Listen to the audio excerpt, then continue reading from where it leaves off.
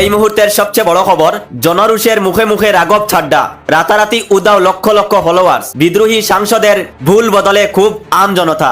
Social মিডিয়ায় বড়সড় দোষ, সরকারের কট্টুর সমালোচক থেকে আলোচমকা সুরবদল। আম আদমি পার্টির নেতার এমন পরিণতিতে তুলপাড় নেট দুনিয়া।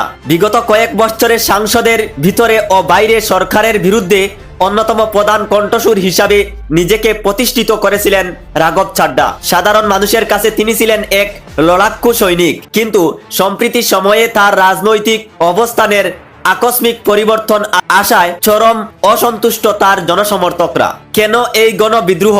সূত্রের খবর, গত কয়েকদিনে রাঘব ছাড্ডার ফেসবুক এবং ইনস্টাগ্রাম হেডলাইনে ফলোয়ার্সের সংখ্যা ঝড়ের গতিতে কমতে শুরু হয়েছে। ঘন্টার ব্যবধানে লক্ষ লক্ষ মানুষ তাকে আনফলো করেছেন।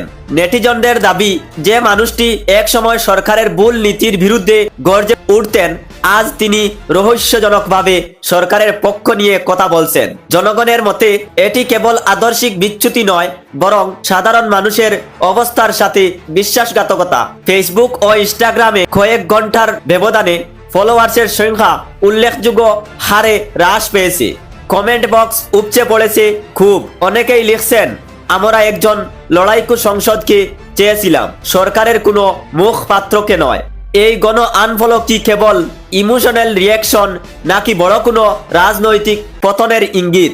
রাজনীতিতে শেষ কথা বলে কিছুই নেই, কিন্তু সোশ্যাল মিডিয়ার এই ডিজিটাল প্রতিবাদ বুঝিয়ে দিচ্ছে যে সাধারণ মানুষ এখন অনেক বেশি সচেতন। রাঘব ছাড্ডা কি পারবেন তার হারিয়ে যাওয়া জনপ্রিয়তা ফিরে পেতেন, নাকি এই পতন আরো দীর্ঘস্থায়ী হবে?